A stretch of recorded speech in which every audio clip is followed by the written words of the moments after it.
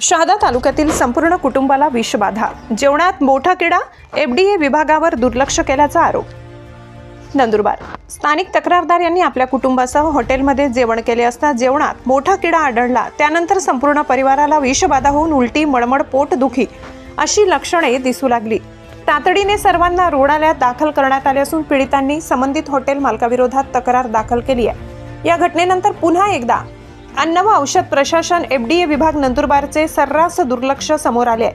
नागरिकांचा आरोप आहे की जिल्ह्यातील अनेक हॉटेल्स व भोजनालयांमध्ये अस्वच्छ वातावरणात अन्न तयार करून दिले जाते, मात्र एफडीए विभागाकडून ना तपास, ना छापे आणि नाही कारवाई होत नसल्यानेच अशा घटना घडत आहेत। या प्रकरणी नागरिक, स्थानिक व सामाजिक संस्थांनी संताप व्यक्त करून जनतेच्या आरोग्याशी थट्टा करणाऱ्या हॉटेल चालकांवर कठोर कारवाई करावी आणि एफडीए विभागाची जबाबदारी निश्चित करावी अशी जोरदार मागणी केली आहे। दरम्यान या घटनेमुळे नागरिकांमध्ये भीती व असंतोष पसरला असून नंदुरबार जिल्ह्यातील एफडीए विभागाची कार्यशैली पुन्हा एकदा वादाच्या भोवऱ्यात सापडली आहे। अद्याप तो कुठलीच कार्यवाही केलेली नाही व तक्रारदाराला कळविले नाही।